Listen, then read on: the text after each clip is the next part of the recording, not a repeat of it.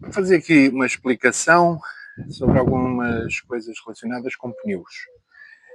Uma pergunta frequente é: um veículo elétrico precisa de pneus especiais? Pneus específicos para veículo elétrico? Isso é uma pergunta que surge quando sentimos a necessidade de trocar os de origem e é uma pergunta muito frequente. Mas antes disso, vamos ver aqui umas coisas sobre pneus e já vamos responder a essa pergunta. A questão que devem verificar logo quando compram um carro, qualquer carro, é aqui no interior da porta tem a pressão do pneu. Estão a ver? Portanto, nós, neste carro, este é o Torres EVX, este tem o 245-45-20, ok? A pressão recomendada está aqui. Portanto, tem aqui em 2 unidades, estão a ver? Portanto, estão aqui a pressão que devem colocar nos pneus, ok?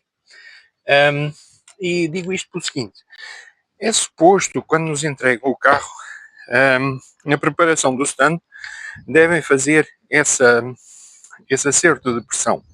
Os carros vêm nos barcos, estão parados muito tempo, desde a saída da fábrica, às vezes ficam em parque algum tempo, e então, por norma, vêm com pressões mais elevadas. Portanto, o stand, antes de nos entregar o carro, deve colocar a pressão correta. Muitas vezes isso não acontece. E depois, quem não sabe, anda com os carros, com os pneus com muita pressão, o que tem várias desvantagens. Não vou entrar por aí. Há sempre quem acha que os pneus devem ter um bocadinho mais pressão, um bocadinho menos pressão. Há teorias para tudo. Sobre pneus há sempre teorias para tudo. Mas é assim, os engenheiros da marca, do fabricante, é que sabem, e se eles definem aquela pressão, é porque é aquela pressão. Portanto, não vou entrar em pormenores porque é que não devemos ter mais nem menos. É o que é recomendado. Uma explicação sobre as medidas dos pneus. Estão a ver este aqui? 245. 245 é a largura aqui do pneu, ok? 245 milímetros. O 45 está relacionado com a altura aqui, do perfil, ok? A altura do perfil. A altura do perfil, este 45 está relacionado com isto. Mas isto é, este número, 45, significa 45% de 245, portanto 45% da largura é a altura disto. Portanto, se fizerem a conta, multiplicarem 0,45 por 245, dá-vos a altura em milímetros disto. Está bem? Portanto, o 45 é o perfil, mas calcula-se, mas significa percentagem. Percentagem em relação à largura. Portanto, um pneu mais estreito, isto fica mais baixo. Porque é sempre a percentagem em relação à largura. Ok? Portanto, há sempre uma grande dúvida o que é este número. Porque este número não é a medida aqui de 45 milímetros, obviamente. Portanto, é 45% da largura. O 20 significa o diâmetro da jante. Ok? Isto aqui neste assunto de perfil, é assim, a única razão para termos pneus de baixo perfil é uma questão de gosto, é uma questão estética. Não há nenhuma vantagem a nível de segurança, de como diz, de eficiência do pneu, nada, nada. Há quem ache que deve montar pneus mais fininhos, mais com perfil mais baixo, porque isso dá mais segurança nas curvas, dá tretas. Não é nada disso. É completamente errada essa ideia. Aliás, quanto mais baixo, pior. Quanto mais baixo, mais desvantagens. É mais desconfortável, é mais provável uma quebra de aderência, porque há menos tolerância de borracha para se adaptar às variações do piso. Um perfil mais baixo implica um ajuste mais rigoroso a nível de suspensão. Normalmente implica suspensões mais rígidas também, para ser eficiente, mas alterar o perfil de um pneu de uma roda de um carro, portanto aumentar o tamanho da jante. Este tem, por exemplo, tem jante 20, podia chegar aqui e metia jante 22.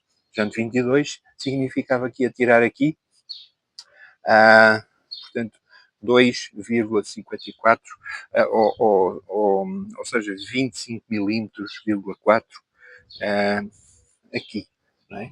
E ficava com uma tirinha de borracha assim, porque o diâmetro da roda não deve nunca ser alterado. Portanto, quando se aumenta a jante, tem que se reduzir a borracha. Ou se reduzir o tamanho da jante, aumenta-se aqui o perfil.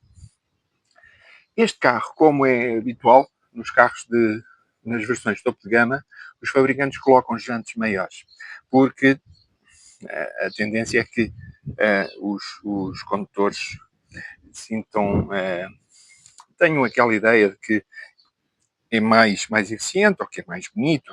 Não é nada disso. Este modelo Torres EVX, no K3, a versão K3, vem com a outra medida que eu mostrei ali na etiqueta de início, que é de a jante de 18 polegadas. A jante de 18 polegadas significa que aqui são 25 milímetros aqui da dimensão da jante que reduz, não é? E portanto no diâmetro da jante significa que fica com uma borracha maior. Essa normalmente, a versão de jante 18, é muito provavelmente o mais equilibrado que os engenheiros chegaram a medida mais equilibrada. Portanto, o carro torna-se mais confortável, mais eficiente, gasta menos energia, porque tem menos atrito, e além disso os pneus são muito mais baratos do que os pneus de baixo perfil. Eu pessoalmente ainda ponderei neste carro pedir que substituíssem estas jantes pelas de 18, mas depois lá está, há uma questão estética, há uma questão de gosto pessoal, da forma das jantes. Eu gosto mais deste modelo do que das outras e acabou por ficar. O que ele gasta mais energia não me preocupa absolutamente nada. Como já sabem, eu não me preocupo nada com autonomias, coisa que não me afeta nada. E o consumo também não, porque painéis solares, portanto o que gasta de energia é muito diferente. Só que em termos de conforto teria algumas vantagens e no momento da substituição são provavelmente uns 50 euros por pneu de diferença. Sobre aqui os números do pneu, ainda vos queria mostrar uma coisa. Aqui, pronto, a medida está ali também, estão a ver? Portanto, o 245, 45, 20, mas depois tem ali 99V. O 99 tem relacionado, é um índice, tem relacionado com o peso que o pneu suporta. Nunca se deve substituir por um peso inferior aos de origem, nunca. E depois tem o V. O V está relacionado com velocidade. Velocidade que o pneu suporta, ok? O V é completamente estúpido estarmos a montar ainda pneus V nestes carros. Nestes, e muitos, na maioria. Isto é para pneus é uma indicação que o pneu suporta velocidades de 240 km/h. Ora, as autoestradas só permitem 120 em Portugal. Portanto, a gente sabe que há aquele clube muito conhecido, que é o clube dos atrasados, andam sempre atrasados, e portanto esses têm alguma exceção à lei e podem andar nas autoestradas mais depressa, pelo menos acho que assim deve ser, porque andam sempre, e portanto, exceto essas pessoas que têm esse direito, ou seja o que for, normalmente não andamos a mais de 120. Portanto, tem vantagem, em vez de ser V, ser o H, por exemplo, mas mesmo o H exagerado, bastava ser T. Há uma tabela com esses índices, depois se quiserem procurar na internet, mas bastava um pneu para ser mais eficiente, mais leve, não ter aqui dentro uma resistência tão grande aqui às forças centrífugas, bastava ser T, seria mais macio, mais leve, e consequentemente mais eficiente mais eficiente, pronto, menos energia consumida, mais macio, etc. Sobre marcas, eu não vou dizer, esta marca que vem com no Torres é a Nexon, é uma marca coreana. Eu já conheci esta marca dos Hyundai, ok? Os Hyundai vêm com isto, embora uma outra versão mais duro. Estes são claramente mais macios, nota-se claramente mais macios, e posso dizer que gosto muito. Enquanto os Nexon dos Hyundai não gostei desde o início, estes gosto. A minha marca preferida é também coreana, que é a Hankook. Praticamente atualmente só uso Hankook. É daquelas coisas que experimentamos, gostamos e não há razão nenhuma para mudar. E então há outras que já tive muitos carros e marcas que tive e que não voltarei a usar. Não vou dizer quais são, que isso depois dá uma grande discussão, porque há aqueles que são fãs de uma marca ou de outra marca e acham que, enfim, tretas. Os Hankook não são necessariamente os melhores pneus do mundo, haverá versões boas em todas as marcas, mas eu gosto bastante, principalmente o que uso nos outros carros atualmente, já substituídos, já não são os de origem, que são os Hankook Ventus Prime ao 3, ao 4, e depois há as versões específicas para veículos elétricos, que vêm já aqui com uma inscrição diferente. Então, a pergunta inicial. Os pneus um carro elétrico deve usar pneus específicos para carro elétrico? Não. Não, pneu é pneu. Os tais ditos pneus específicos, que são vendidos atualmente por todas as marcas, o que eles fazem, algumas coisas, uma das coisas é colocar uma esponja por dentro, colada no interior do pneu, supostamente para absorver as ressonâncias. Ora, nós num carro elétrico não temos o ruído do motor a combustão, e então é natural que ouvimos todos os outros ruídos. Ouvimos mais o ruído dos pneus, ouvimos mais o ruído do ventilador, ou até das molas das pinças de travão, enfim, ouvimos essas coisinhas todas e, portanto, parece que tudo pode incomodar. E então os fabricantes aproveitam essa ideia para colocar uma esponja lá dentro. Aquilo tem um custo de 50 cêntimos por pneu, e depois vendem os pneus por 50 euros a mais e pronto, e as pessoas ficam muito felizes que têm um pneu específico para um veículo elétrico, se fosse uma coisa, não é, são pneus normais, eu uso pneus normais nos outros carros e não as versões da Hankook para veículo elétrico, nem de qualquer outra marca. E pronto, ainda uma outra coisa, vou mostrar aqui no outro pneu da frente, mais fácil. Eu faço frequentemente uma coisa, que é, vamos mostrar aqui, vou mostrar-vos aqui uma coisa, que é medir aqui, se vocês querem ver assim, aí, medir aqui a profundidade, ver? Medir a profundidade do rastro. Esse aqui, nesse aqui e nesse aqui, sempre 3 pontos. Em todos os pneus, registro a medida que tem e vou acompanhando o desgaste dos pneus ao longo do tempo. Ora, é assim, se vocês virem no manual, todos os carros, é aconselhável rodar os pneus, ou seja, a rotação de rodas, não é de pneus, é de rodas. Ou seja, trocar a posição das rodas durante o tempo de vida dos pneus. Eu normalmente faço assim, passo os da frente para trás e os de trás para a frente, mas cruzados. Portanto, este traseira direita passa para a frente esquerda. Na primeira, faço sempre esta mudança assim. Isto significa que o pneu que está aqui Quando for mudado a primeira vez, vamos supor aos 10.000 km, passa para aqui. Ok? E então faz mais 10.000 km. Quando chega a 20.000 km, vai passar para o outro lado do carro, para aqui.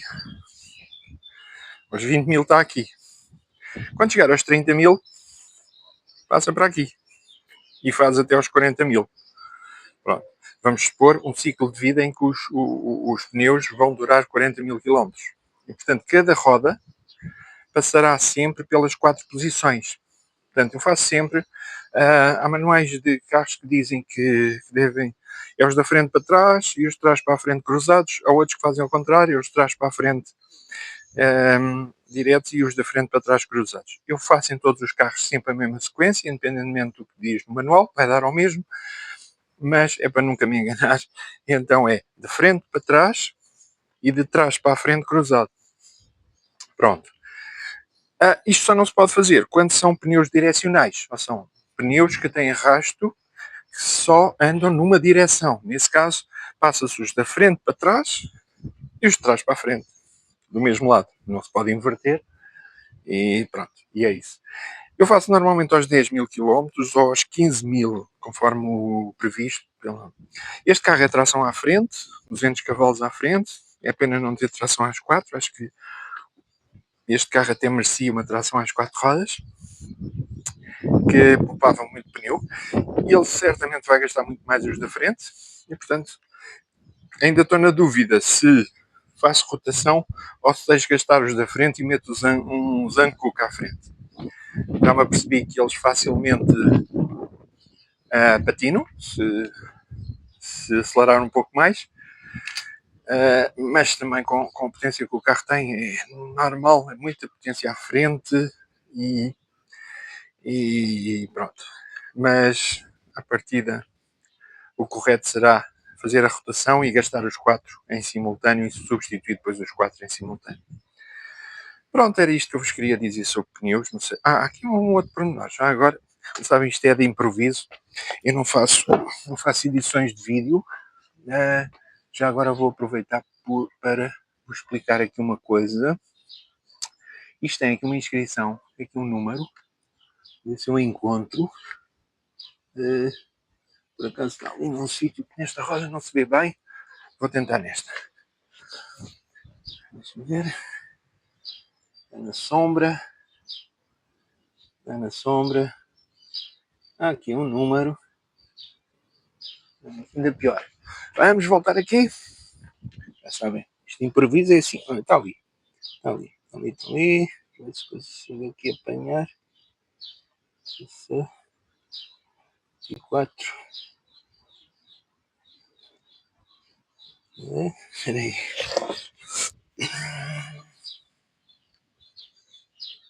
Onde é que ele está?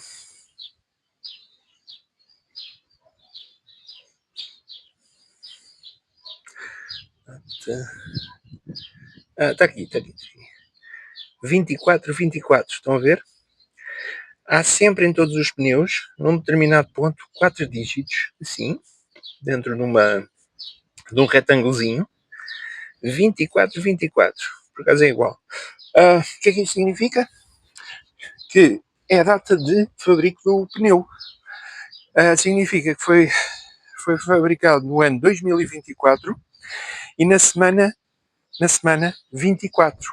Ok? Isto é importante porque se comprarem pneus, há sempre aquela possibilidade de terem ficado no fundo de um armazém muito tempo e quando os compram o pneu já tem 5 anos ou 6 anos e já está meio ressequido do tempo que teve armazenado. Portanto, quando comprarem pneus, verifiquem sempre a data dos pneus que vos vão vender, ok? Há sempre esta inscrição em todos os pneus é obrigatória e, portanto, há de estar em algum ponto. Os primeiros 2 dígitos são os 2 dígitos finais do ano de fabrico e os 2 dígitos à direita são a semana daquele ano, o número da semana. E pronto, é isto.